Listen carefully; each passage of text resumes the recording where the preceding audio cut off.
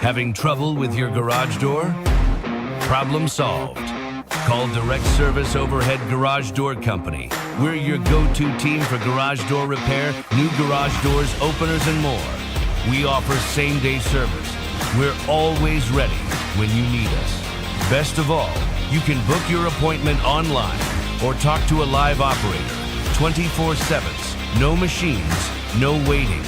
So whether it's a broken spring or a brand new garage door, trust the local experts at Direct Service Garage Doors. Call us today or visit directserviceoverhead.com.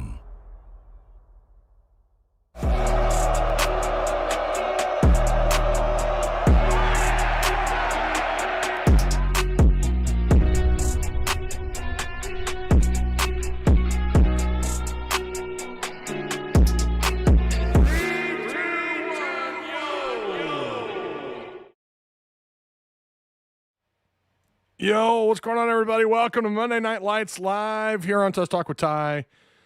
We got a few things we got to cover. You know the routine. But we'll go over it. Arkansas. Okay. Well, wait. Hold on. I'm having some weird audio thing happen here in my earbuds. Like, sharing is caring, right? And then make sure you hit the subscribe button if you are new here. Hit the notification bell. That way, as soon as we go live, you know what's up, right? These are pretty much planned. So, I mean, for the most part, there's rarely do we have spontaneous lives, right? I don't have the capabilities of doing that as often as I used to. But, yeah, just make sure you do that. Hit the notification bell. JIC, baby, just in case. Yeah, shout out to Patreon supporters. We got to update the list of names. Remember, we're no longer doing month to month. It's just if you are a member now, you could be eligible to win an autographed card, a former Arkansas player autographed card. I got to ship out a media guide. I'm going to this week, a 2025-26 Arkansas basketball media guide to a lucky legendary status winner. So, I mean, it's just random when we do these now during the month. You just got to be a current, up-to-date paid member. Along with that, you also get some insider information and the portal stuff. Holy cow. I mean, it's just been I'll tell you guys right now, I was out on Sunday. I had I don't know what it was, stomach bug. Really screwed me for the rest of the week. Sunday's usually my prep day, and I'm just so behind. In fact, we're not resetting the Discord cycle until tomorrow at 11 a.m. It was supposed to be tonight at 5. Not happening. It's going to be tomorrow at 11 a.m. when we reset for cycle. God, what are we going on, 12? 11? 12? What are we on? It's one of those. We're double digits, man, and they've been a lot of fun. Even if some people aren't as active there anymore, we're still having fun. All right, let's see. What's up, Tusk Talk? What's going on, Cam Gray? How you doing, man? Not commitments, says Hunter Haven. Well, now, if you're referring to the title of the live, yeah, they actually just got one. They just picked up Sutton Smith, and I'm trying to work to confirm that. As literally it happened right. It's one of the reasons why I'm late. You know, I try to go live at 6:30, and I haven't had a chance to just pull up Sutton Smith just to confirm, but it looked like that it did happen. We had a whole piece on Sutton that I was going to do, and now it's like it basically made one of my topics vanish because the rumor was that it was coming down between Arkansas and a couple other schools like NC State and somebody else. And no, or maybe it did, but Sutton Smith did commit. This is according to the transfer portal, On3 transfer portal on X. So yeah, that's not a surprise. Anyone with two brain cells, if you could rub together your final two brain cells, one of them would be the Sutton Smith probably going to follow his head coach to Arkansas. This is a good pickup. Sutton, I don't know if people realize this. Yeah, and by the way, the other two schools that were rumored was NC State and West Virginia. And I was going to go, I'm not going to lie, I was going to go on a tear. If you really don't have the money to compete with those two schools, you are really in some trouble. Someone had also alerted me to what Mike Irwin had to say about the transfer portal or about Arkansas's NIL, and I I don't even know what he said. I haven't had a chance. Like I said, I am so freaking behind this week. I haven't had a chance to get caught up on anything. I want to see that. I want to see what Mike Irwin had to say. So maybe we'll just swap the Sutton Smith part of this with Mike Irwin, what he had to say. But yeah, Sutton Smith is regarded as one of the top 8 fastest players that in 2025. And this is from Real Analytics. I don't know why. OBS does not like me sharing my screen anymore. When I do it, it panics. I don't know. So I can't just look up Real Analytics. They posted this on January 2nd. Chris Johnson Jr., Sincere Brown, Isaiah Centenia, Ryan Wingo, Chris Bell, a couple other guys, blah, blah, blah. Sutton Smith is what is he, 8th? 1, 2, 3, 4, 5, 6, 7, 8, 9th. 9th fastest player, according to Real Analytics on X. So I don't know.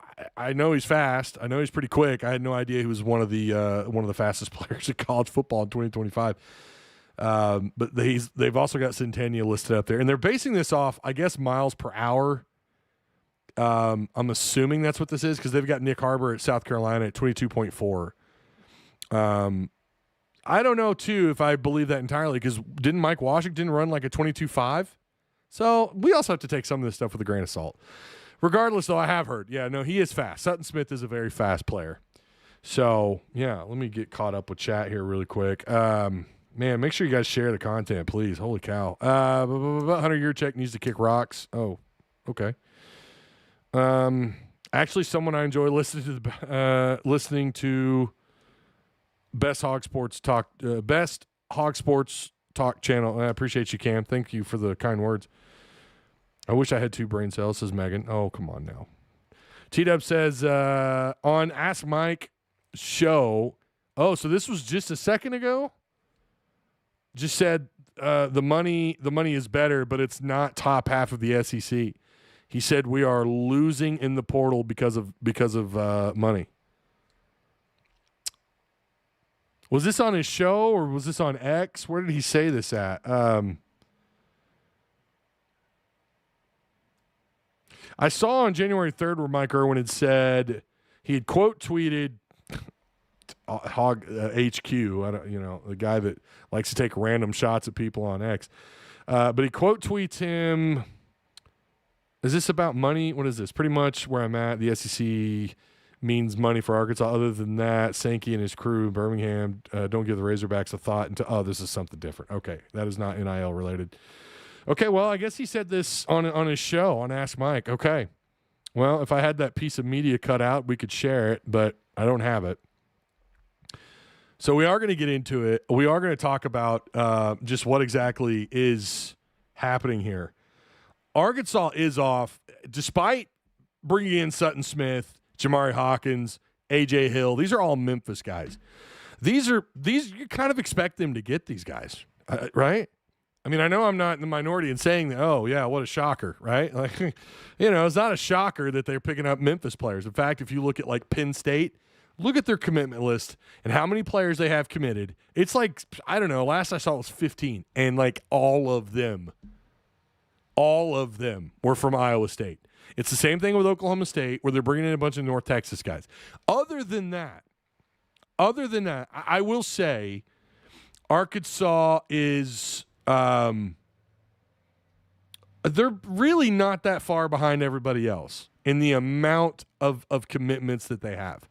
I don't think the sky is falling yet. However, Arkansas did just lose out on a huge target. Micah, I cannot pronounce this kid's last name, Boyru, the 6'5", 350-pound defensive tackle out of Florida.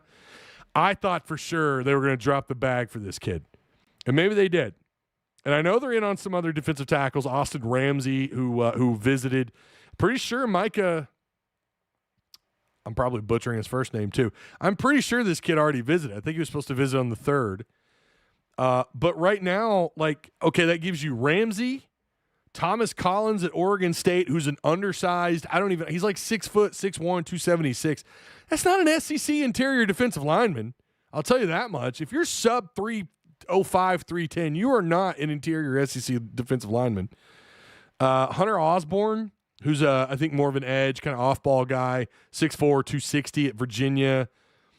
I do like Carlin Jones out of USC, but again, this is a guy that's, I don't know, he's built more like he's probably got a frame that can add on. He's 6'3", 270. Would like that a lot more if he were 6'3", I don't know, 305 if we're talking about an interior guy. But I think he's more of kind of an off-ball guy as well. And that's really it outside of the kid, Antonio Sandal Bascom, the defensive tackle out of the JUCO, the Coffeyville. I mean, and these are not all guys, by the way. Not all these names I just listed are committed. I don't know if you want my honest opinion, my honest early reaction to the portal is that this is underwhelming. I mean, let's just call it like it is. It's not me out here telling you guys, we're here to win now. It's not about a 2-3 year build. Ryan Silverfield said that. Ryan Silverfield is he's the one slapping the stamp on the envelope. He's the guy that's shipping off all these offers. Where are the big dogs? Now, again, to be fair, I think this new transfer window has changed some things. I think these kids are a lot smarter. Patreon supporters, I dropped an audio log earlier today talking about this. I think kids are getting smarter, and they're hiring actual agents who work for agencies. You're starting to see that more. If you notice, you're starting to hear talking to so-and-so's agency or whatever. I think that is also going to really slow the process down, because agents are really good about going, hold on. What does that school have to say about what is that school to the east talking about? What are they offering? What's that school to the west? That's what agents are good at doing. Maximizing the earnings of their agent, of their client. So I think these things are holding up the process, because again, there's a number of schools. I think the average commitment per school is like 5.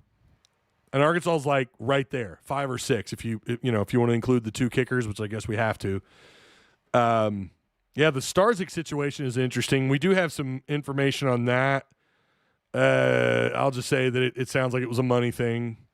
And I think we could always just chalk it up to money, but that's coming from someone in Patreon with very good resources saying that it was a money thing. So there you go. We just let some Patreon information. There you go. I'm just, Hunter, did I mention Hunter Osborne for Virginia? I did. 6'4", 255, probably more of an edge guy. Trying to get caught up on some of these guys. I have a number of them. If you're Patreon supporters, you have you've got the portal target list. It's still updating. There's names on there that I haven't had a chance to add. Like, I just added Malcolm Simmons, and we've kind of known about Simmons for a couple of days. I just got him on there. I'm telling you, man, Sunday kicked my ass. I'm not going to go into detail about what that day was like, but oh my God, I thought I was going to melt from the inside out from my stomach. I mean, it was like hot lava in my stomach. It was not good, y'all. Again, I will spare you the rest of the details. Again, a lot of these names, I'm not saying they're all bad. All right, don't get it twisted. I'm not telling you, the sky is falling, it's over. I'm not saying that. I think there are some promising pieces here. Unless he committed, and there's so many different varying reports. Jaheim Johnson at Tulane, this kid's responsible for like 10 pass breakups by himself. I think he's like one of the top PBU earners in 2025. A pretty hot commodity in the portal. If you could get him in a Razorback jersey, I think that'd be a huge win. 6 foot, 189 pounds. But it is a slow start. And again, to be fair, and I know we're going to have the Facebook reactionaries going off about the title. They don't ever bother to actually watch the shows. They just want to bitch and moan about stuff on Facebook. But I don't think the sky is falling. I don't think we ought to be panicking yet. I have gotten some interesting DMs and text messages the last 24 hours, especially today. People are like, this is over. It's clear that they can't win in the portal. He can't build. You're not going to win with an American Conference roster. That's what someone said. I'm not saying I agree with that.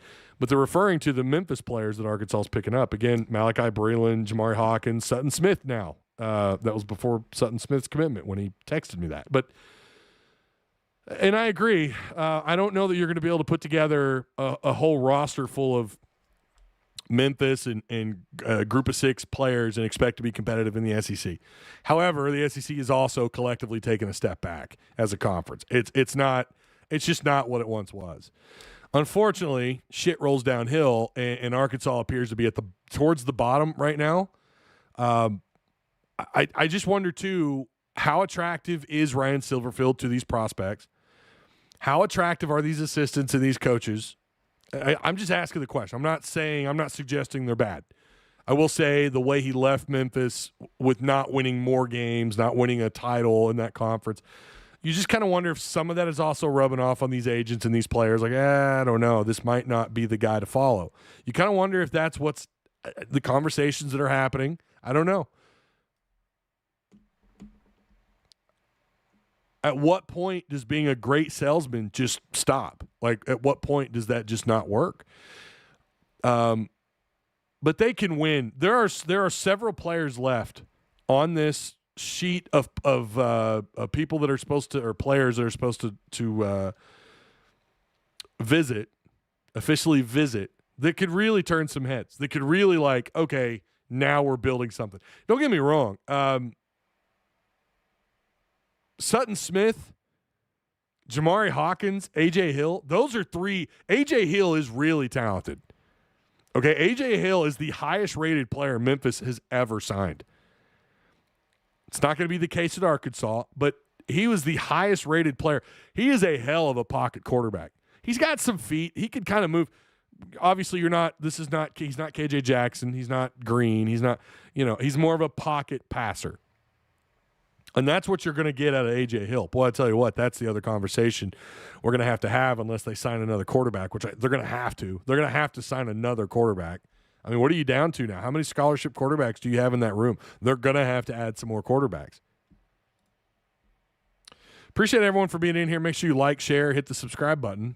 Yeah. Kerper says, some of y'all need to chill. Yeah, I don't think you ought to be panicking, but I do understand, a little bit of the head scratching, but I'm going to tell you, you're one of like 100 schools right now that's going, what the hell's going on? Now, A&M is starting to pick up commitments, and like I mentioned a minute ago, Ole Miss just beat out Arkansas for a big prospect, Micah Boyru, the Florida defensive tackle. Arkansas wanted him. I can tell you that right now. He visited. They wanted him, or he supposedly visited. I don't know. Some of these kids aren't sharing pictures. Maybe he did, and I'm not on Instagram either. That might be the problem. I mean, I'm there. I'm just never there. There's definitely some disappointment, and I get it. But I also think it's way too soon. I know they're going to have to fight for Kamori House, the linebacker out of North Carolina. And he's someone that you really, really, really want to get. Jasper Parker. I don't know if you guys have heard this name yet. I just added him to the portal target page. Freshman out of Michigan. I think he was a 4-star, part of the 2025 class.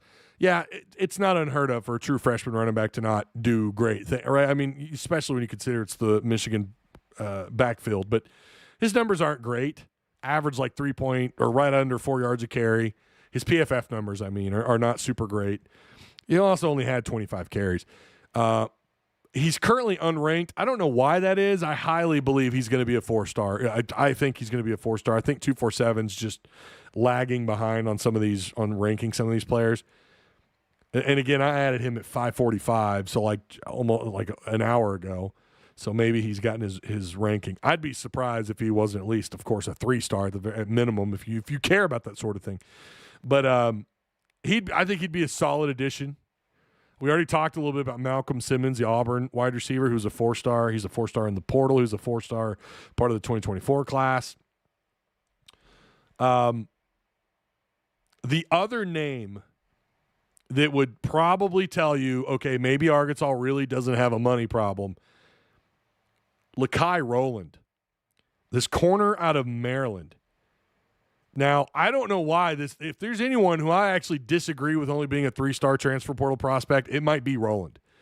6'2", about 200 pounds, gave up just 15 of 26 targets.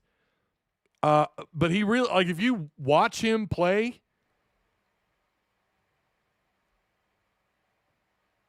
this dude's pretty damn good. He had 3 interceptions. He had a pick 6 for 99 yards. I think officially it was 100 yards. He's being sought after by Ohio State, and I want to say there's a couple other schools out east. He's starting to blow up in the portal. Like he's starting to become and it sounds like this is going to be a guy you're going to have to drop the bag for. So if you could, and Arkansas has an offer. In fact, he was supposed to have visited. I thought he was going to visit today. I don't know the latest on that, but again, keep an eye on him. You're going to listen. You're not going to beat out. You shouldn't be shocked if he goes to Ohio State over Arkansas. But if you do manage to land him, then that's probably going to tell you quite a bit about what kind of money they're dropping. There's Paul Mubenga and Carius Kern, the LSU offensive lineman, the pair Arkansas would really like to sign. I think Mubenga has already visited. And another name I like, Steven Souls out of Kentucky. I actually kind of like him. Really good pass rush grade. Really good overall player. He forced a couple of fumbles last year, and he's I don't have his career snap count. Oh, yeah, I do. 185 snap count in 2025. I don't know what it is in 24, so I don't have his career numbers. Yeah, I mean, look, I've said this since for a while now. I want older veteran players, guys with snap counts under the, I want to win with older guys. Of course, you'd like to win with whoever the hell you could get, right? I fully get that. You want to win with whoever you can land. But preferably, you look around college football, a lot of the times it's these guys that are going after guys that have several hundred snaps under their belts already, older, a little bit more mature. There's a difference between a 21-year-old and an 18 or even a 19-year-old. There's a difference in that caliber of player, not just maturity. I want someone who's a little bit older. I've been talking about this for weeks. Of course, you're going to take those younger skill guys. Maybe they only play, like I just mentioned, the Michigan freshman running back. I'd take Jasper Parker. Absolutely, I'd take Jasper Parker. 6 foot, 205 running back out of Michigan. Number of really good offers. 4-star out of high school. Yeah, why not? We got some super chats here. Super chats. Let me see. $5 super chat from T-Dub. All of college football has asked for 8 years. What would Memphis do in the P4? Well, we're about to find out in 2026. They're going to be wearing a hog logo, though. Well, T-Dub's T-Dub's teeing off here. Here come that 4 and 8 we've been waiting for. Why do I feel we're the Dallas Cowboys of the SEC? And then why does Ole Miss keep beating us on and off the damn field? I'm sick of this. Yeah, that Florida defensive tackle. Really bummed out by that. I really thought Arkansas was going to get him. I don't know. Remember, there's still guys they're waiting on to hit the portal. It's going to continue to grow, but yeah. Josh Myers, United official, wants to know, what is your favorite portal transfer? At the moment, of just who's committed, or are you asking me just like overall? I don't know that I can answer the overall. If you're asking overall, that's a tough one. I don't know.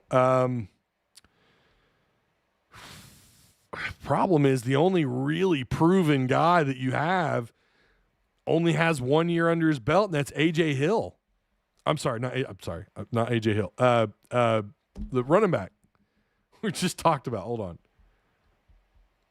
Yeah, I can't answer overall. That's tough.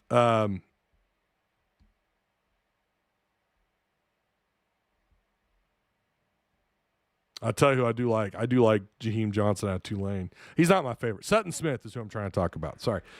Sutton Smith would be one who has one really proven year, which is last year. We actually got 100 carries and had almost 7 yards a carry. And he had 8 total touchdowns, over 1,000 total offensive or all-purpose yards. He's had one great year. He's got a number of snaps under his belt. He's a 4-year guy, but really, like last year, he was great. Only 102 carries. Again, he averaged just south of 7 yards a carry. He's really fast. I mean, we knew that before Arkansas had to play him in the regular season. But he only really had one just great year. Now, I know in 23 he had 63 carries, 305 yards, 2 touchdowns. But last year was really a great year for Sutton Smith. A.J. Hill I do like. I like the possibilities of someone like an A.J. Hill and obviously being in this offense. You know, again, you cannot judge a freshman quarterback off of 32 pass attempts. So ignore the hell out of the PFF grades on that stuff. When people start reciting the PFF on that small of a sample size for a quarterback, you know, whatever. But he's got Tim Cramsey as his offense coordinator. Silverfield's his head coach. And this is a guy who's a former top 100 recruit out of the 2025 class. There's a lot here to like about A.J. Hill. Not afraid to step up in the pocket. He's 6'4", 6'4.5", like 215, 220. He's just a big-bodied, strong-armed quarterback. Yeah, I mean, we have notes written on him. So again, if you're a Patreon supporter, you have access to that because he is a portal commit. So all Patreon status members have access to that page. By the way, for anyone that's in Patreon and you're looking at the commit page, do me a favor, and I already see you guys doing it now. Since I asked this morning, I appreciate you. Make sure you're leaving a reaction so I know where you guys are going. I can't track traffic by individual pages. I can the overall Discord, but I can't in a page like Portal Commit page. I can't track it. So do me a favor and make sure you're hitting the reaction buttons for me. That way I know where you guys are at. I know that you're reading it, and I know that I'm not wasting my damn time. It takes me like 15, 20 minutes to compile all that information for that player and to put it all together for you. I'm kidding. It doesn't take that long, but it's usually like a good 10-minute chunk because you got to look up their recruiting rank, their stat page. You got to look at their PFF grades, the deep analytics provided by PFF, and then whatever other kind of information, whether or not they're, you know, what's going on in their process of recruiting. And then I leave a little note below that on most, not all, but most players. So a lot of work goes into those. So do me a favor. Please let me know by reacting so that way I know I'm not wasting my time. I appreciate it. But I feel like these are pretty helpful for the most part. Why can't Jerry Jones just give us the damn money, says Fish? Well, his son went on the radio. How long ago was that? Several months back and said that the NFL looks down on owners donating to schools or something. Or maybe it was the NIL specifically. We do have a poll up, and we got to talk about the post-game live, the post-game chat comment for XP. It's worth a lot. Because the cycle is ending, you're going to want to get in on this. This is worth 10,000 XP. We'll get to that in a second. The poll is grade the Hogs portal efforts so far. 13% of you, wow, this is actually, I really didn't think it'd even be this high. 13% of you say it's an A. 23% of you say it's a B. 53% of you, well, now it's 52%. You guys are voting as I'm talking about it, but 50-ish% of you is in the lead here for option for the third option, which is C, and then D or lower is the is 13%, tied with A. So the A people and the people that are not really on board with this are tied. So the people that are all in on this, I want to know why you'd give it an A right now. That's what I want to know. If you were a part of the 13% and you gave this, and you're giving this an A, you're a part of that 13%. Tell me why. Tell me why. Which quarterback from Memphis did we sign? A.J. Hill. A.J. Hill signed with Arkansas.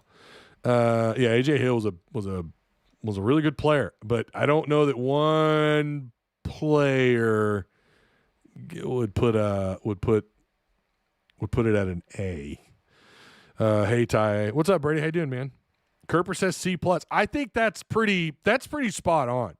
I think C+ is somewhere between a C and a C+. I might just say C is perfect right now for where they're at, for sure. Sean Tarr, I don't ever see you in the live chat. What's going on, man? Hope you're doing good. We've got no one from the portal. We are 2-10 team again. We shouldn't even play next year. I can't tell if you're trolling or if you're telling the truth. Is he a pocket passer or a scrambler? I think you need to become a Patreon member, Josh Myers, and find out, brother. I've got a whole bunch. I've got detailed information on this kid. If you voted A, speak up. C- at best is teed up. I would like to know what about this would make it an A so far. I'm just curious. I'm not gonna crap all over you. I'll tell you why I don't think it's an A. First off, you kind of signed who I thought you would sign. Like, none of these are surprises. They're all Memphis kids. Now, that doesn't mean they're bad. I don't know that Malachi Brayland is an SEC interior guard or not. Now, Carmona came over here from San Jose State. They played him at left tackle. It wasn't his natural position, but it was a really good way of getting kind of dipping his toe in the SEC water, wasn't it? And he moved to guard, and he was a pretty solid guard for Arkansas. He wasn't elite, but he was a pretty damn solid guard. And it doesn't mean that because you're coming from a G6 that you're not worth a damn. Braylon might end up being pretty good. I'm not super in love with the 19 hurries and 4 sacks given up, but I love that he's got 1,400 snaps under his belt here. And he is an interior guy. You needed that, but it's not enough for me. Okay, overall, him by himself, it's like a C- get out of the portal, but it's one that you expected, right? Jamari Hawkins is an interesting one, right? Little slot receiver, 5'9", 185 pounds. Doesn't really have the numbers to blow me away, but I'll tell you what is interesting, and I'll give you a little Patreon sneak peek. I wrote this in Patreon. Okay, this is just a little taste of what you get when you're a Patreon supporter. I wrote a little additional note on him, talking about Jamari Hawkins out of Memphis, a little slot receiver, 5'9", 185 pounds, kind of average grades, really good drop grade, meaning he doesn't drop the ball. Dangerous slot wide receiver with really good hands. What stands out is averaging north of 16 yards per reception by a guy that lined up primarily in the slot position. Has a lot of potential as a wide receiver that can help stretch a defense out, running things like go and fade routes from the slot position. He's more than just an underneath check down slant wide receiver. Plenty of potential in an offense he knows well. Jamari Hawkins is a pretty solid pickup. Jaquavion Smith is unproven. 6'1", 205-pound guy that played the mic at Buffalo. I love his numbers are through the roof. But as I've talked about before, these numbers now place him in the SEC. Those numbers always drop, my man. They always drop when you get these. Whether they're Division II or even group of 6, whatever, they drop when they come to the SEC. He's got to put on weight. Don't like his 205. I don't like that at all. I want him to be up to like 225. And I think he's got the frame to do it. He's got really one solid year under his belt. He played 2 years at Buffalo, but really just 1 year. Numbers are good. 4.5 sacks last year. There's a lot here to like. But again, you're talking about a guy from a much lower division. Yeah, I know. We're gonna bring up Andrew Armstrong from Texas A&M. What was it, Commerce or whatever the hell the school was.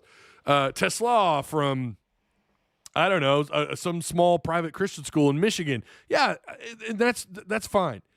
But those guys at least had the size and the for real athleticism to play at this level. I don't know that Jaquavion Smith is that or not. Maybe. It's hard to get a lot of information on him, and that's kind of what I'm talking about, right? An unproven, undersized linebacker who's most likely going to he's going to slide over, probably play off ball, and they're probably going to tack 15 pounds on him. We'll see what he does. I think he's going to be okay. He could contribute, but that's why I just there's nothing here for me to say this is an A. Christian Harrison out of Cincinnati, 3-star portal transfer out of Cincinnati, 6 foot, 195 pounds. 7 pass breakups last year. That's actually really good. I think I read that right.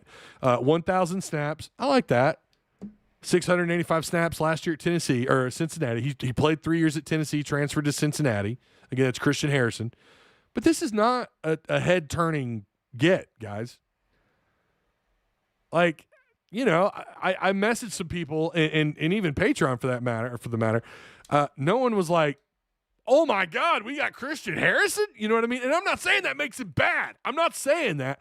I'm just saying there's no one on this list right now that makes this an A. There's no one on this list that makes this an A that I could see. I want to hear, again, this is why I want to know why you'd give it an A. Hell, I'd probably want to know, I could maybe get into the, I think I could get B minus maybe. And that's really only because of Jamari Hawkins, A.J. Hill, and Sutton Smith. That would probably be the only, you could kind of inch me up there a little bit. You got guys that know the system, know the offense, know the head coach. You know, they're going to be familiar with with the territory that they're walking into in terms of the environment of the system, and that's important. Understanding the vernacular of the offense is a big deal. So that's a big plus. Maybe that's the only reason. But right now, I'm going to stick with that C. I agree with the C. I'm there. Again, make sure you hit the like button, please, and remember, sharing is caring. Hit the notification bell as well.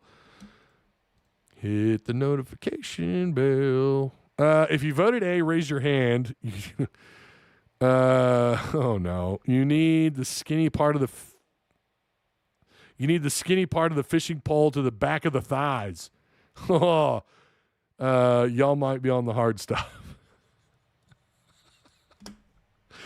I mean, I'm not going to shame anybody.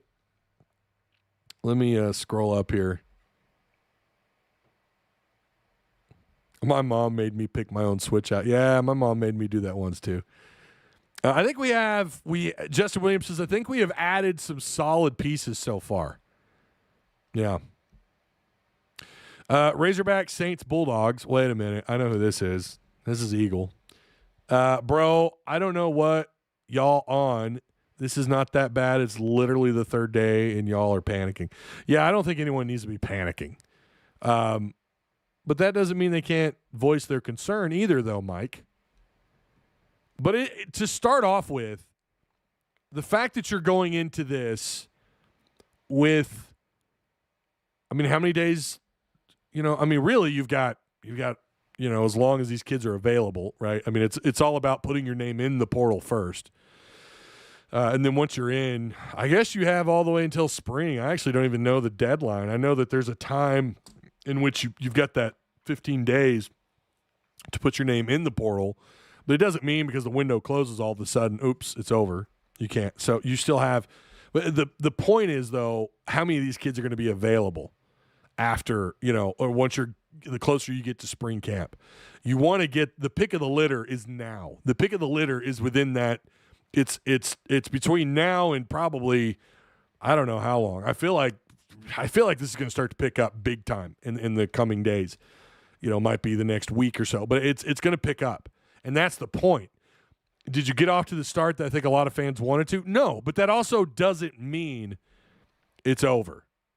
Now, when you start swinging and missing on guys that were already here for visits or guys that were expected to come in on visits, again, you got Carius Kern, who's supposed to visit, I think, January 6th, so tomorrow.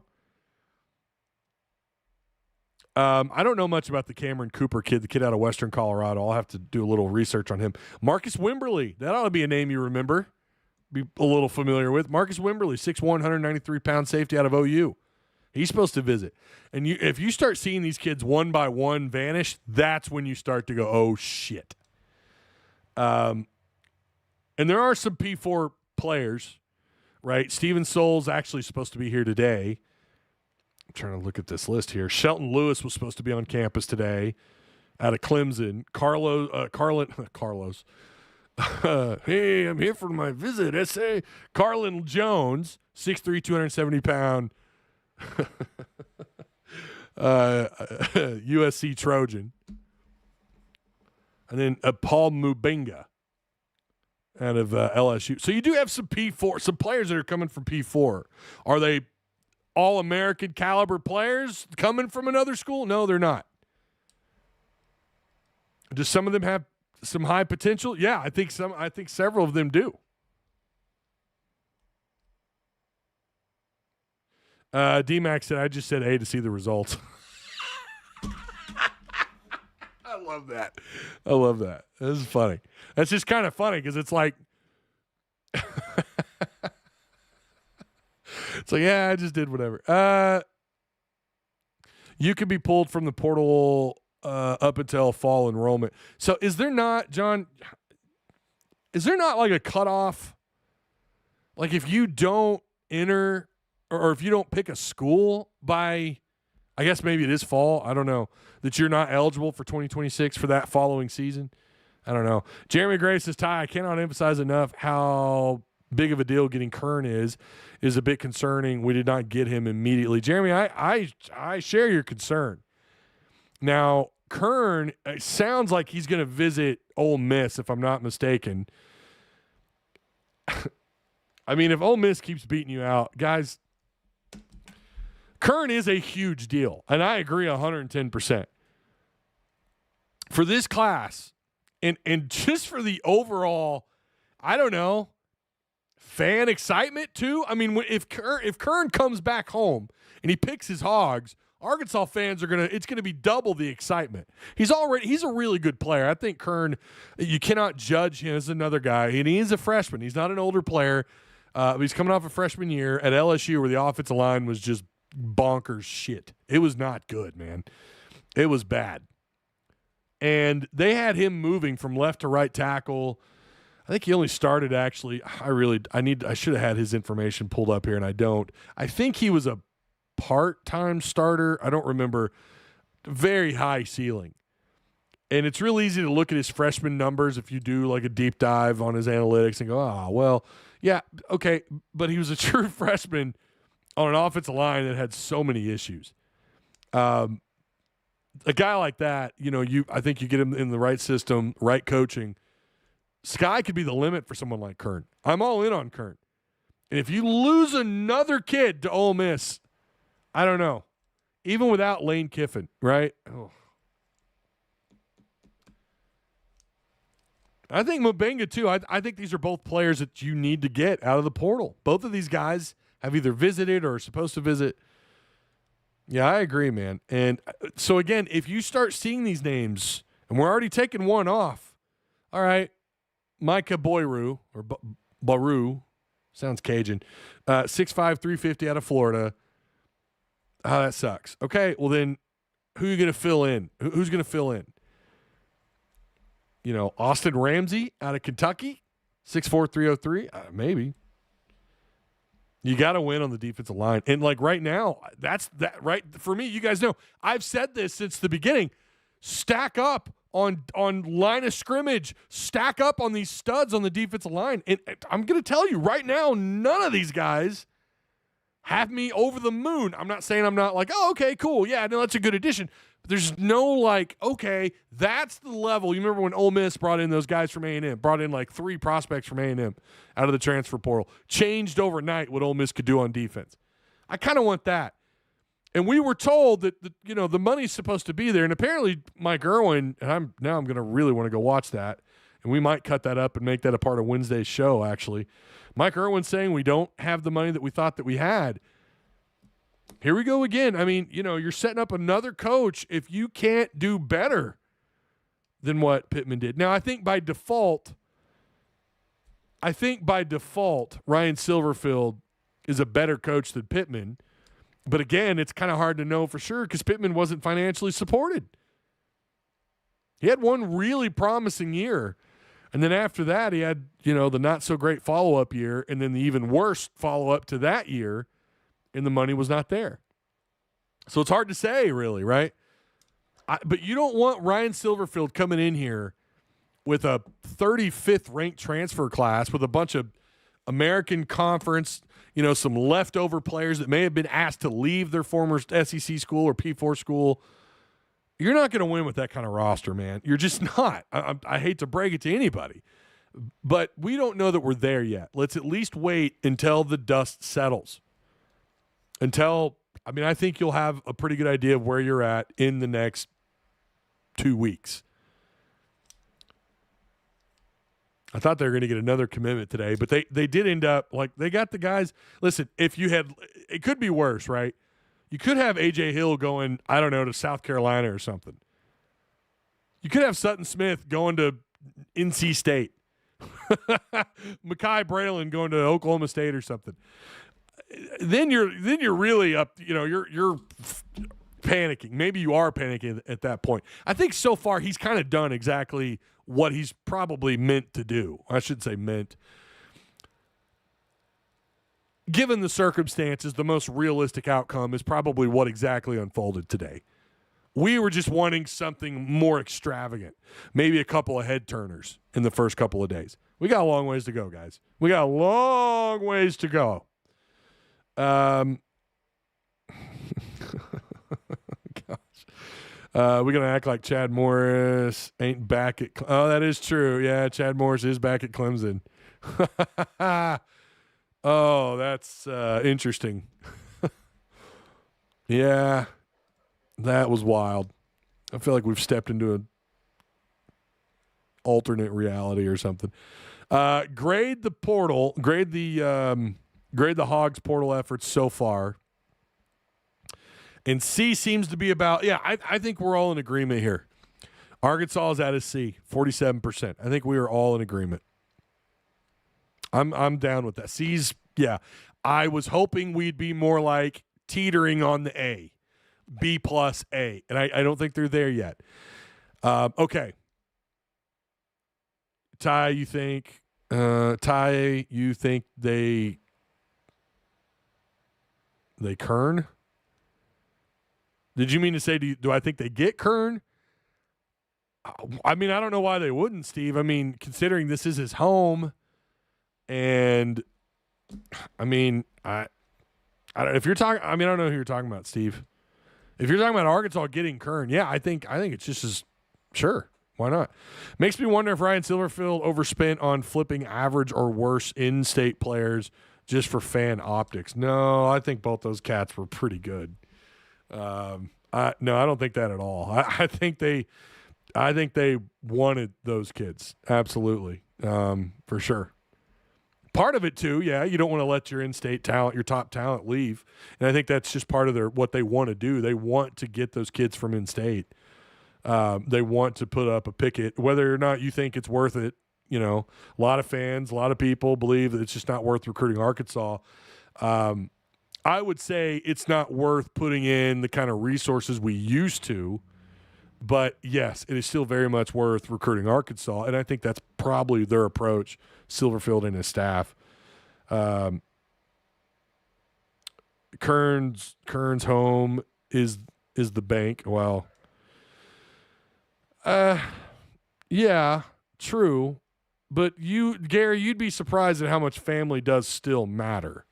You'd be surprised by how much going back home matters. And if it's the difference of $50,000 or going home and knowing that you could probably get more money if you stick around long term, some of these kids have some good, you know, some of these kids got smart people talking in their ears. And I hope that that's Kern. So what if Left Lane Chad ends up being our next head coach? Oh, stop it. Stop it. That's ridiculous. Yeah, look at Penn State on the transfer rankings, and then look at how many of them are from Iowa State. Same thing with Oklahoma State. Indiana, of course. Indiana, y'all are talking about Indiana. They have all the momentum in the world right now. Of course they're killing it in the portal. Why wouldn't they? I mean, no kidding. They are now favored. I'm pretty sure now they're favored to win the title. Texas Tech has 8 commits because they're backed by an oil baron. Oklahoma's doing good. But if you look at the other schools, and I talked about this on Patreon. I might want to refresh this because it seems like every 15 minutes this is changing. Ole Miss has 6 commits. New coach. And they're a little preoccupied at the moment. Six commits. Auburn has 6 commits. Goalish over there. Iowa State has 10. That's gone up. Okay, Iowa State must have gained a couple more today.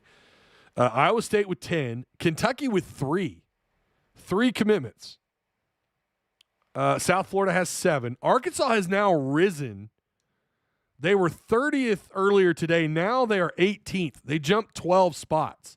and they have 6 commits. They're ahead of Vanderbilt, Mississippi State. UCLA got a good pickup earlier. Michigan State's got 5. Florida has 4, and they're ranked right now 31st. You think Florida fans are pissed right now? LSU has 3. LSU's about to go off. I'm telling you, they're about to explode. I'd be shocked if they didn't end up with a top 5 transfer class, but who knows, right? Every coach's approach is different. But Arkansas is 18th, and it will climb, and it will drop. It'll do both because of how wild the portal is. So yeah, I think C is appropriate, whether you're a fan or not. I think if you're putting on, if you've got your hog blinders on or not, I think C is appropriate. Now, again, if Arkansas was like top 12 and they had a couple more, head turners, then maybe you're climbing up that ladder a little bit. Another super chat. Thank God for Cal. Otherwise, I'd be very sad, says Fishman. Fish, you're one of those that's very hard to please when it comes to football. There's a couple of you that are just, you cannot please this person. Ty, are you hearing money issues?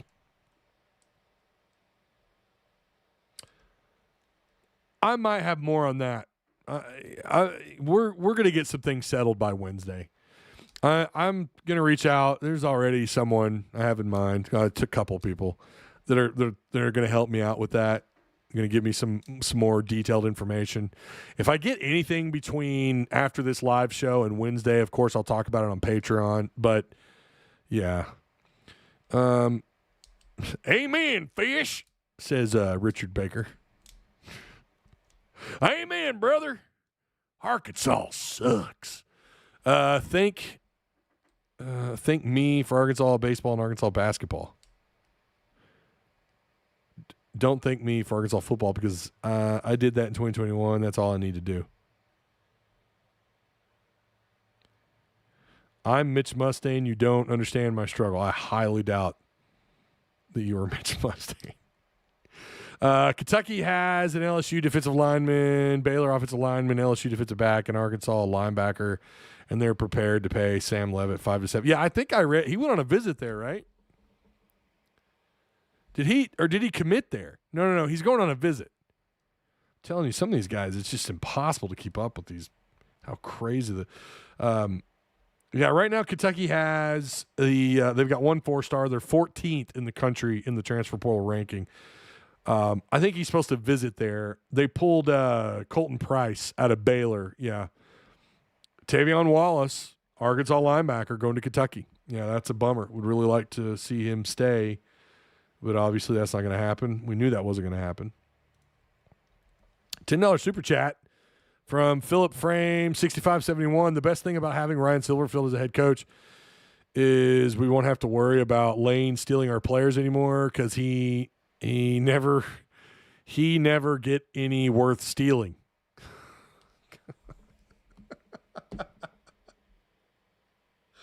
Oh man, you guys, some of you. Do I need to read that in angry Arkansan voice? Philip, would that make you mad if I did that? I really want to read this in my angry Arkansan voice. I appreciate the super chat. I really do. I'm trying to read all these. Okay, Gary says visited. Okay, he corrected me. Philip Frame says no. Oh. The best thing about having Ryan Silverfield is a head coach. I'm kidding. I'll stop there.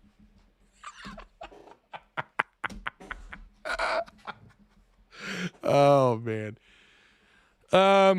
Yeah, they're still waiting on a number of players. They are. There's still guys again in the portal.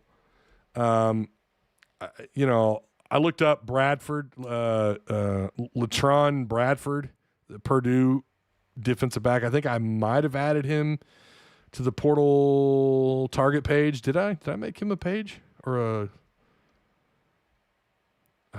I've added so many. Maybe I didn't. He's one I need to get added.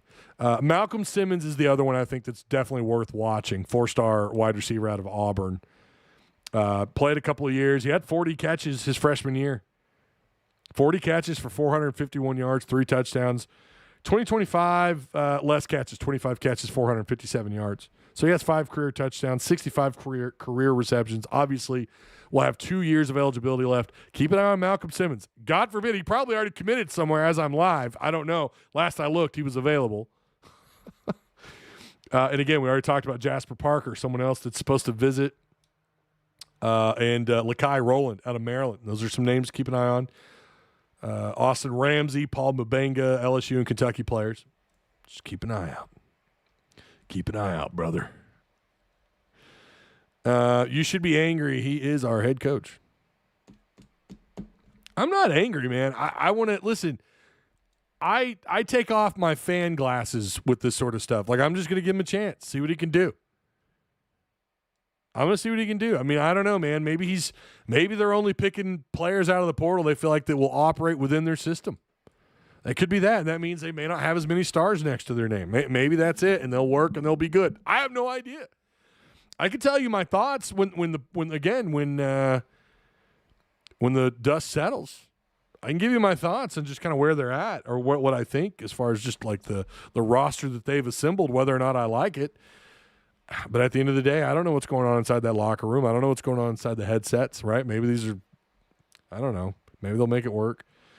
I'm sure there are some that will keep the receipts on that comment. Watch what you wish for. Wait, what? Who? What did I say, Texan? Or are you talking to somebody else? Richard Baker says, we are still a C-type program with a C coach, C players. Nothing new. Great job, Hunter Yurachek. What's Hunter Yurachek's SEC record after all these years? It's not great in football.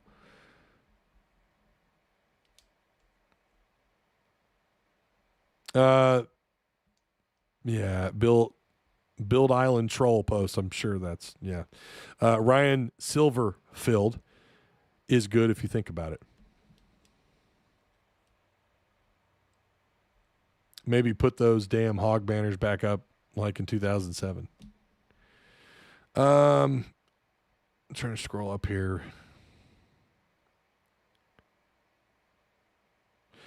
Just Dad, P9 cases, for the most part, we won't know the players until they play. And, I mean, that is perfectly fair. It really is. Like, again, there are some players from smaller programs that have been, I mean, no one thought Mike Washington would be as good as he was. You know the names. You can go down the list. We already talked about some of them. That is fair.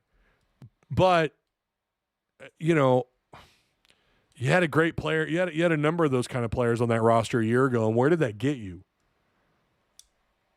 I mean, where did that get you, right? So I think your odds are just better. They're higher if you're bringing in P4 caliber players.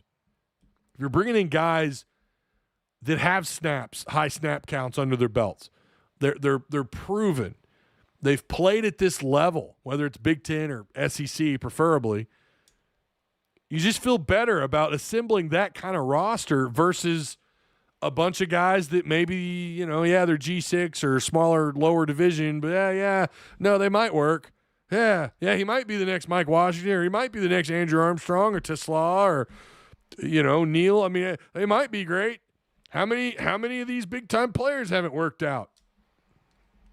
Xavier Sorey and Singleton. And I just think your odds are greater. It boils right back down to, you know, Alabama, when they were winning games, they weren't winning games with 3-star talent. They were winning it with 5-star talent. They were winning it with guys that were a higher level, higher pedigree of athlete, higher pedigree of a football player. They're winning with those kind of guys. Your odds are much greater when you're building a roster full of those caliber of players. And again, some of these guys, you know what? They're late bloomers. They get to college, they get a couple of years under their belt, and all of a sudden they're playing at a higher level. Oh, Bradford withdrew from the portal. Okay. Yeah, you know what? That's right.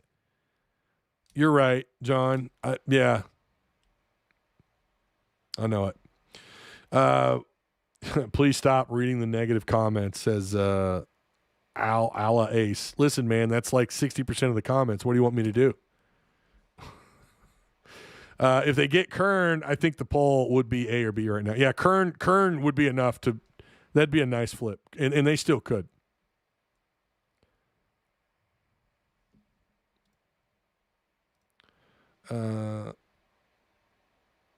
Yeah.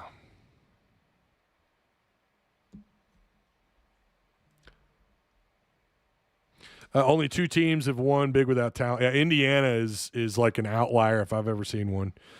And you can go to Utah, or not Utah, TCU. When they made the playoffs, they didn't have – I mean, they were talented, but they weren't anywhere near as talented as the rest of the teams in those playoffs. Yeah. So we still got a ways to go, right? All right. Names to keep an eye on. I don't know their odds on Kamori House, Malcolm Simmons. Those are 2 names I'd love for them to get here. Obviously, we already talked about Kern, Mubenga, Marcus Wimberly. Again, a name we ought to know very well. Safety out of Oklahoma. He's another unproven, but you know what? I think has a really high ceiling.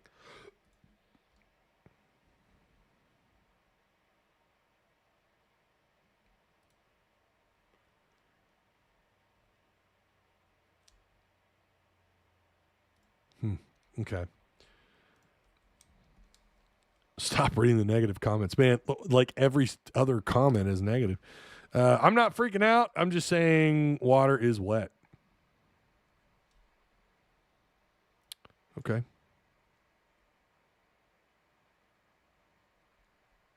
That undefeated Utah team did not have a single top 1,000 player. John, that sounds like an AI response. I don't know about that. A single top 1,000 player? I don't know, man. That sounds like Grok or whatever AI you use to come up with that. I don't think that would. I don't know about that.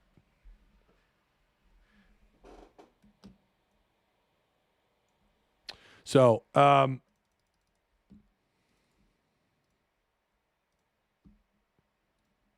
yeah, I appreciate the retweets on socials, by the way. Appreciate that. Thank you. Yeah, I think this is a pretty good. Well, let me read it all. I'm not freaking out. Let's just wait and see if we can compete. We need some players with state pride, but I don't think that's a thing anymore in this era. No, you're not wrong. You're not wrong, Richard Baker. You're really not. Hey, really quick. Yeah, so the Sutton Smith update, we already knocked that out. He's committed. That was not where I was going to go. I'm not going to lie. I was going to kind of rage on that one because I really thought that if that was a realistic possibility that you were competing with NC State and who the hell was the other school? I already said it, West Virginia, and you couldn't bring him here. I was going to rage. I'm not going to lie. I was going to go on one. Arkansas at Ole Miss. By the way, or ACUF. No, we need to talk about ACUF first. If you guys missed it, ACUF, Arkansas freshman guard was named the Naismith National Player of the Week. He is off to an incredible start to this 2025-26 season. He was also Freshman of the Week, according to the NCAA. NCAA has him as Freshman of the Week. His last 5 games have been insane. Hey, just insane. 29 points against Tennessee. 17 against JMU. Of course, he only played 30 minutes, and he had 6 assists in that game. By the way, he had 4 assists in the game against Tennessee. 27 points against another ranked team in Houston, where he had 7 assists, 5 rebounds. Pretty sure those numbers side by side have not happened this year, or side by side. 27 points. That's probably his right there is probably his best game. Against Queens, he had 23 points, 10 assists, and then 20 points and 8 assists. Against Texas Tech, another ranked opponent. He's had some of his best games against ranked opponents. ACUF is incredible. And of course, me saying that is not a surprise to anybody. Is he going to go down as the greatest freshman Arkansas has ever signed? I think that's a realistic possibility. Joe Johnson's in there, right? Corliss is in there. I don't know of another freshman that's done this at Arkansas. This is incredible. This dude is insane. It's almost like, wait, he only scored 17 against JMU? Wait, he didn't score 25 against those guys? What's going on? He scored 20 against the 18th or 16th ranked Texas Tech. What, he didn't have more? I mean, of course, I'm talking about the never-pleased Arkansas fan.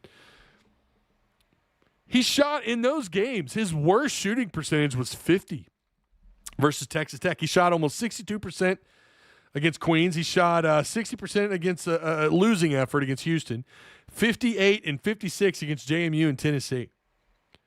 43% outside. Every one of these games, his worst three-point shooting game was against Houston where he shot 33%. I mean, this dude, he's playing for SEC Player of the Year, SEC Freshman of the Year. I mean, I don't know if he'll get National Freshman of the Year. Maybe. He's got to be up there. He's on that top 5, top 8. Just an incredible year. And that is that's the question here. Is he the greatest freshman or do we need to slow down? But here's the thing. We would normally say, no, well, hold on. We got to slow down until he's played some decent opponents. In this 5-game stretch, he's played 3 ranked teams. One of them probably a Final Four caliber team in Houston. Tennessee's a tournament team. Texas Tech is probably a Sweet 16, Elite 8 caliber team, I think. Everybody has bumpy roads every once in a while. Okay, it's just about how you overcome them. Arkansas was starting out 0-5, right? You remember that? What happened? I think Texas Tech and both Tennessee are probably going to recover and be just fine. It wouldn't shock me if all these teams I just mentioned went on Elite 8 runs. And that's the kind of games this kid is having. It's insane. Now, in the wild part about Arkansas this year, it's like, yeah, okay. What about leak? What about the kind of year Brazil, although it's not as consistent, Brazil has been a huge part. Ewan's turnaround, while it doesn't always show up on the stat sheet, Ewan is having bigger impacts on these games. Like, when you talk about Arkansas, you don't just talk about Acuff, yet he is clearly one of the top players in the SEC as a true freshman. It's just insane how good this kid looks. And I think the comment is true. I think someone left this on one of my videos where they said, if the team knows it's all about Acuff.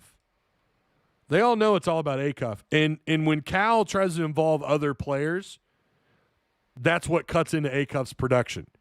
So when you hit the on button with Acuff, it's just like, yeah, lights out. Be prepared. You're about to struggle as a defense. You're going to get pissed because Acuff's going to make this look really easy. Now, is he due for, knock on wood, everybody, collectively, everyone do it, knock on wood. Is he due for maybe a bad game or two? Probably. No, it's really hard. Even though the SEC is not as good as it was, I don't think it's as good as it was the last 2-3 years. But the SEC's tough and all that, and yeah, it's not as good as it was. Could he still hit the struggle bus a little bit? Yeah, probably, of course. But I don't know. He's just incredible. Fun as hell to watch. I'm reading other fans from cheering on whoever, Florida, Alabama, and they're talking about Acuff like, damn, that dude is fun to watch. Arkansas, not just Acuff, Arkansas is fun to watch this year. What I say, Arkansas? What was my official prediction before the season started or conference play started? 13-5. The more you watch him and the more comfortable he looks, the more you think, damn, he might be worth. They might win 15. They might go 15-3 if he keeps playing like this. And of course, you have to have this. It can't be a one-man show. You got to have Leak in there. You got to have Brazil continue. Maybe a little bit more consistency out of him, and you got to have Ewan bought in. Pringle. I don't know. You'd like for him to be a better contributor, but a lot of the things that Pringle does is not always going to show up on a stat sheet. But you'd like to see Wagner really come into his own. As it appears, this team it's not really about what Wagner can and can't do, although he does play a pivotal part of this team, right? Knox, his defense is better. I don't know if someone told him in the offseason, like, you really need to do this on defense and change it. It feels like he's doing it. I mean, it feels like Knox is doing it. He can play above the rim on defense, man. It's insane. Imagine if he gets it going on both ends of the floor. It's game over, dude. Arkansas is going to be – they're already – and I stand by this. They're the most, completely well-built machine in the SEC. They do have some shortcomings. I know the physical aspect of the game has gotten better for them, for Arkansas. I know it's gotten better. I still think that at times some of their play around the rim is just kind of head-scratching. Like someone gets lost under there. Pringle can't stay out of foul trouble, and you need him to be the guy. If you're going to get caught up with fouls, you're okay with it being Pringle. You can't afford for Brazil to catch 2 early fouls. And Arkansas will struggle at times when he's not on the floor. I think one of the best combinations is when him and Ewan are on the floor. And in order for that to work, Pringle's got to be available to help absorb some of the contact. And you know what? If anyone's going to do that, risk their body, risk their time on the floor because of fouls, it's Pringle. So, those 3 bigs need to stay out of foul trouble and let the guards do their work. Let Brazil continue this excellent cleanup he's done on offense around the rim. He's gotten even better. Brazil's awareness has gotten better on the offensive end around the rim. The cleanup dunks are just a thing of beauty. He can't dribble drive. He can't do it. God bless him. He tries once or twice a game. He can't do it. He's either going to, pop from outside, not the corner pocket 3. Brazil, that's not your shot. But he's either going to try and shoot from outside in the perimeter, or he's going to play a little cleanup and maybe get a dunk coming out of nowhere right at the rim, coming from the damn free throw line. I mean, he's just an athlete. We don't talk enough about Brazil. I think Acuff is, and rightfully so, right? Acuff has just been him. It's so fun to watch these guys play. Now, they're about to play. They're going on the road, playing Ole Miss.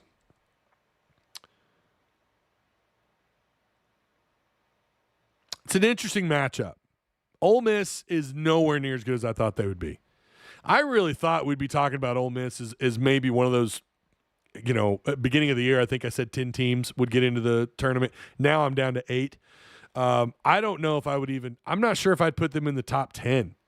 I don't know. And to be fair, they're one of the teams I haven't watched a ton of this year. But man, they're just not playing that level of ball that Beard demands.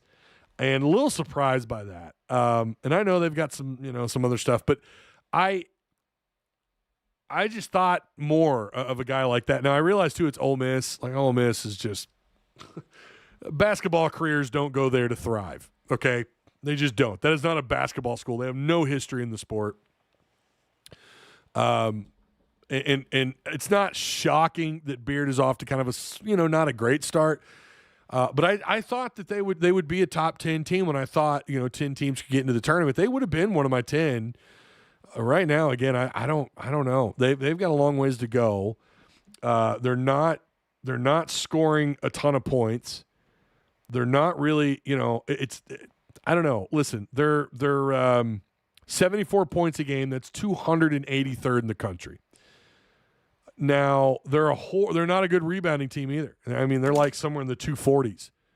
I think they average 35 rebounds a game, I think. They do only give up about 66, 67 points a game.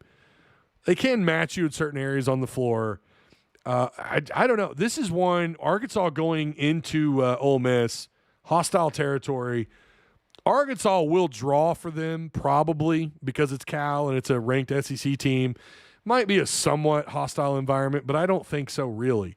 Now they are what are they overall? What are they? 8 and 6. I feel like this is a must win for Arkansas because Ole Miss is not a highly rated team. I don't even know what they are in the net. It's probably terrible. You need to go in there and you need to win away from Bud. And this would be one of those games where maybe you could kind of prove that, we can win away from Bud, even though Ole Miss isn't isn't all that, right? Boy, you switched to basketball.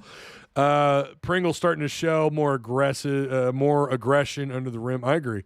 He is, and he's playing a little bit smarter ball around the rim. I don't disagree. Boy, he has struggled so much to figure out his role with Arkansas. He has struggled so much at that. Ewan needs to start. I think there's a reason why they have the rotation the way they do, and it seems to work. Pigpen says, I'm good on DJ. We thought DJ was him last year. Oh, okay, until Acuff showed up. Yeah. It's just Acuff is on another level. He's lottery pick. That's the difference right now. Acuff is he's going to usually be, most of the year, he's going to be the most talented player on the floor. I mean, that's, Arkansas has those guys every once in a while, but Acuff is, I don't know. Again, he's probably going to go down if he continues this trend and Arkansas goes on a decent tournament run. Maybe not even with the decent tournament run. He's still probably going to go down as one of the greatest freshmen. It's kind of crazy. Ole Miss is getting our guy, Ty. Who are you talking about, Kicks? John Oliver says Ole Miss is 100 in the net. Oh, God. Okay. I was going to guess like 80-something. 100. Yeah. Got to win this. You got to win this game, man. Imagine if Knox stepped up and started putting 20 a game. I don't know that Knox will ever get to that point. But I agree, though. Knox needs to have a bigger impact on this team. Here's something else that's crazy. We knew that Arkansas was a good three-point shooting team, right? Did you guys know they're number one in the SEC in three-point percentage? They're number one in the SEC. In fact, when you consider who Arkansas has played, the caliber of schedule, the teams that are ranked ahead of them, maybe you can argue Purdue being better, they've got to be the best in the country. One of the top two. Now, they're 14th in the country in three-point percentage at 39%. They're making just north of 9 threes a game, shooting 39%. That's 14th in the country. I've told you guys before, like last year, I said, imagine if that team a year ago, talking about the 24-25 season, imagine if they could shoot north of like 35%. How much more damage this team could do, how much easier it would be to cut to the rim, screen yourself to the rim more often. Better post play because, you're spreading defenses out because you've got at least a couple of guys that can knock down the three ball. Imagine if Brazil, and last year he just wasn't asked to do so, but imagine if Brazil was shooting, what's he at now, 39, 40% shooting this year outside? Imagine if he was doing that a year ago, how much that would open things up. Well, look what's happening. Look what's happening. This is one of the highest scoring teams. I mean, what are they, 80-something points a game? They just scored a ton of points on a team that doesn't give up a ton of points. One of the better defensive teams, and when you talk about the physical, you heard what Cal said after the game. Cal was like, I don't want to play these guys again. They're physical. They're good on defense. And you just dropped how many points?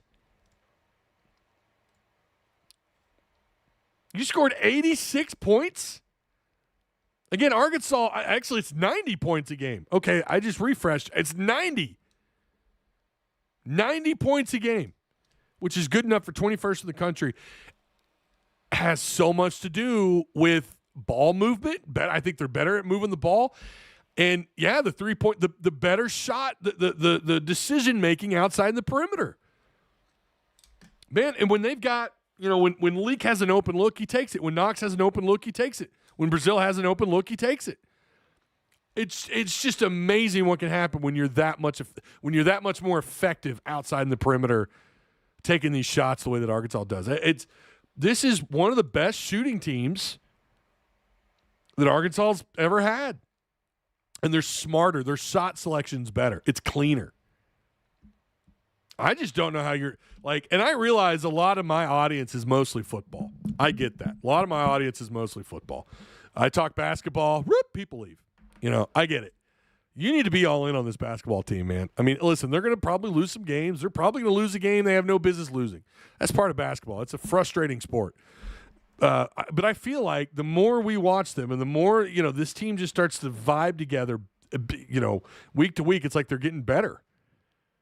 I mean, you're riding, let's see, you've won your last 1, 2, 3, 4, 6 of your last 7 games. And 2 of those include ranked opponents. I love, like right now, it really feels like there's maybe 1, maybe 2 teams that could come into Fayetteville and win. Vanderbilt being 1.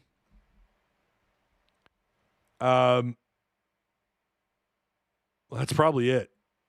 Maybe Missouri's actually kind of impressing me a little bit, but not to the point that I like right now. How many home games is Arkansas? Would you expect Arkansas to lose at home? Vanderbilt's the only one where I'm like, that's a big one. That's a big one. That's on the 20th. Help refresh my memory. Is that a weekend? No, that's a weekday game. Isn't that like a Wednesday night? Oh, of course it is. But I think fans will show up for that, even if it's a weeknight game. Yeah, it's Tuesday. Oh, even better. Tuesday, January 20th. 8 p.m. tip-off. Son of a bitch. That sucks. And, yeah, by the way, the next, let's see, at Ole Miss, at Auburn, 3 of your next 4 games are on the road. You're going to get tested a little bit. At Auburn will be interesting because it's always tough to win there in Auburn, Alabama. But Auburn is not – this is not the same Auburn team from a year ago. Arkansas is the most complete SEC team, and there are teams that do not want to deal with Arkansas, and that's a good feeling.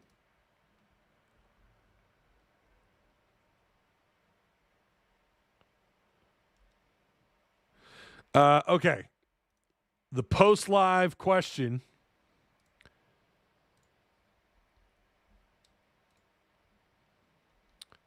Post-live question for the 10K XP, because we're coming up on it here in just a little bit. We're going to roll up our sleeves, and we got to stick the landing on this live. But the post-game or the post-live question for the comment section after we're live, you're going to answer this question. What do we want to do here? Because I had a couple ideas. One of them was, tell me your grade. I like this one. The more I think about it, I like this one. Grade the Hogs' portal efforts so far, and then just tell me why you're giving them that grade. I like that one. The other question I had was that I wanted you to answer was, give me a name out of the portal that you want Arkansas to land the most. Of the names that we it could be anybody. It doesn't have to be anyone that Arkansas is targeting. I mean, you can literally just pull up 247 top portal prospects, just go off that list. But tell me who that person is. That was the one that I was going to start off with. But I'm switching it. I want to know, after the live, I want you to grade the portal efforts so far and then tell me why you're giving them that grade.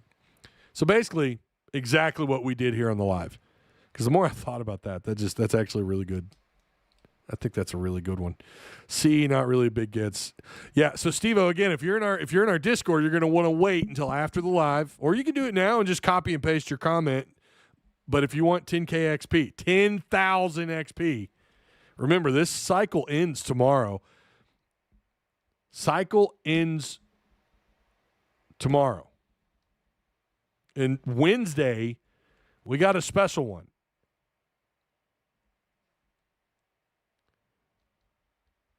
We've got a special one for Wednesday. We are going to get caught up on the portal even more so, and we're gonna talk about Mike Irwin's comments. Of course, I want to listen to what he had to say. What Mike Irwin had to say about the money. The question is being asked: is Arkansas broke? Not broke, but are they not as rich as we thought they were? Do they not have the income that we thought that they would have?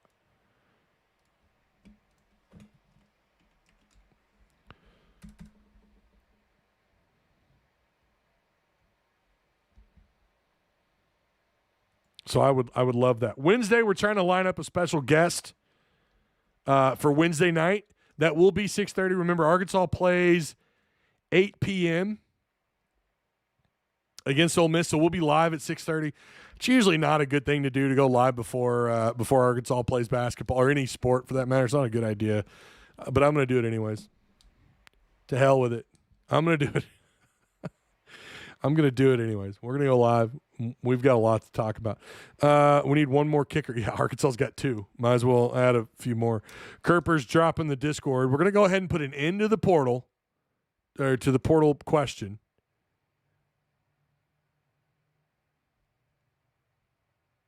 There you go.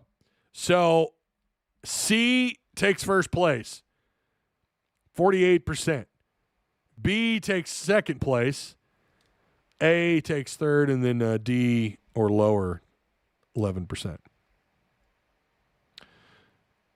Cal ain't losing to Ole Miss. Not this year. No, Ole Miss is, it'll be an interesting challenge, but Arkansas should just be able to walk in there. It might be a tough game just because of who that head coach is, what he's capable of. But yeah, Ty, where would you put Acuff on the list of point guards so far? Oh, that's a tough one. He can make it. Can he make it to the top? I already think he's a lottery pick. I'll just say that. He's dynamic, man. I mean, at any given night, he can go off for 24 points and 8 assists and 5-6 rebounds with 2 turnovers. Shoot 40% from outside off 4 more attempts, 5 attempts outside. He could do it all. He's a 3. He could score from just about anywhere on the floor. Haven't seen a ton of his mid-range game, but he does those little popcorn, and Leak does it too every once in a while. Those little popcorn 15-footers, little floaters. He can do those. It's like he can kind of score from anywhere he wants on the floor, and it is he's just fun to watch. I mean, I don't know how much more I could say it. He's just really fun to watch. Acuff has been super fun to watch, says Steven. He's pretty high on my list already, too. Yeah, I think there's a really good chance here he goes down as the greatest freshman. There's a really good chance of that. Saying that, he still may not be, he's probably not going to end up being a top 3 pick, right? But he's going to continue to climb if he does this through the SEC. And Arkansas goes on a run. If Arkansas goes on the run, let's say they make a little run in the SEC tournament, even though I know we want to get out of that thing as quick as possible. Well, not really. You don't want to be a one and done, but you also don't want to, you don't want to end up playing for the SEC championship and then turn around and have to get ready for the NCAA tournament. But if they go on a climb in the NCAA tournament, they win a couple, maybe they make a Sweet 16, Elite 8 run, which is very realistic. He could climb up the draft board depending on what he's doing. He's got to limit mistakes, but he's not making a ton of mistakes. He doesn't turn the ball over a lot. And he plays like a third or fourth year junior point guard. He plays like an older point guard. And then he's as electric as anybody on the offensive end of the floor, and he plays really good defense. He's not an elite defender. He's a good defender. He's a solid defender. He is white on rice, no doubt. Can get beat off the dribble every once in a while, but it's not real common that happens. When you talk about speed, athleticism, his ability to turn his hips, watch him play. Watch him get back on defense. His defensive transition is really good. I noticed when they try to full court press, he could go all the way. He could press all the way on the other end of the floor and come back and stick with whoever's got the ball. He could do. He is like the complete package. I think the only thing maybe the NBA would like is if maybe he were like 6'5", 6'6", not 6'2", 6'3". I don't even think that's going to be a negative. There's, I don't ask me all the point guard sizes in the NBA, but I think he's legitimate. Worst case scenario, a first round pick. I don't know about best case. Top 5, maybe higher. I don't know. Who wins a fight between Acuff? I don't know. Why ask me that, Fish? Ty was born in 96. Oh, my God. I was in 7th grade. Acuff is my Todd Day. I was born in 83, and Todd Day, Lee Mayberry, and Oliver Miller I mean, I looked up to those guys. He's my Todd Day, best I've seen by far, no question. Sucks we will only get 1 year of him. Yeah, he's one and done. Fortson. Acuff is way better than Fortson. Fortson was good. I miss watching those dreadlocks flying up and down the floor. Very similar, but Acuff, much better shooter. Acuff is a pure shooter. Fortson, though, I loved watching him dribble right to the rim and either draw contact fouls or nice little layups. He was great. Fortson was fun to watch. But, yeah. Wagner looks like he got some of that lanky guy strength, but Acuff is just jacked. I didn't realize someone had a superimposed like an up close picture of him. I didn't realize with that picture the way he's kind of flexing his arm. Good Lord, that dude looks freaking grown man strong. You know, if Arkansas wins a championship, is this the year it happens? Man. I don't think it's like out of the question. They just haven't shown me yet, outside of playing in Bud Walton Arena, that they can really beat the Dukes. And I know Michigan State's coming off a loss, but that was on the road, and they lost by a couple points. The Houstons, I don't know that they could beat those, the real legit Final Four contenders. I just don't know if they're there yet. And I don't know if it's difficult to put a finger on exactly why. Maybe because they don't, like some of the guys from last year that when you talk about like Wagner and Brazil and even Billy Richmond as a freshman, we have seen Billy Richmond, to be fair. I mean, he is that spark of energy off the bench, no doubt about it. But we haven't seen those guys that we thought would step up outside of Brazil. The older guys from a year ago on this team, they just really haven't.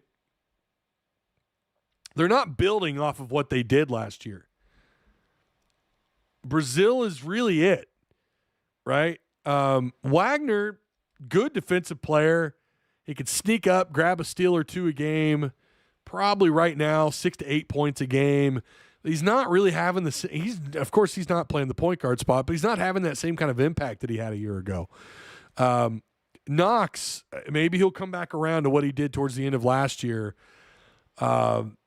It just feels like the older guys you felt like we'd be leaning on more are just not there. Now, some of that's simply because the younger talent has just stepped up in a way that they're above these guys, right? When you talk about Leak and Acuff, and you could even mention Ewan. Ewan is as a transfer. I know he's not a youngster, he's not a freshman, but Ewan has stepped up, right? Ewan's been it's been fun to watch him get better and better since Cal showed him the footage of him from his previous season. Didn't apparently work for Pringle that much. I can't put my finger on why I don't think this is a national championship team. Not right now. Okay, not right now. That doesn't mean that can't change. Listen, if you go 16-2, hell, 15-3, and you win, you win. And I realize Florida is also not the Florida team we thought they would be this year, despite the change they've had to deal with. They've got some issues. Boy, Boogie Flan. I think they should have held on to that receipt, but. Florida's not as good as we thought they were. Alabama's coming around. If you can go into Tuscaloosa and win there, and maybe you go on a good run in the SEC tournament, even though we don't want them to. We want them to be rested for March. I will change my tune, but right now I'm going to be real. It feels like a Sweet 16, Elite 8 kind of year. It feels like one of those classic Musselman teams. They're really good. They're just not national championship yet. They're not there yet. That could change. Guys, a lot can change in the next 5-10 games. I'll shrink that. The next 5 to 8 games. A lot can change. All of a sudden, now they're playing at an even higher level. We've seen that happen. right now, I have a hard time putting them in even the Final Four. I just don't think they're there yet as far as beating, a Michigan State. Maybe more so now. I think they are better than when they played Michigan State. I think they're better than when they played Duke. And Duke's been a little wobbly since we played them too, right?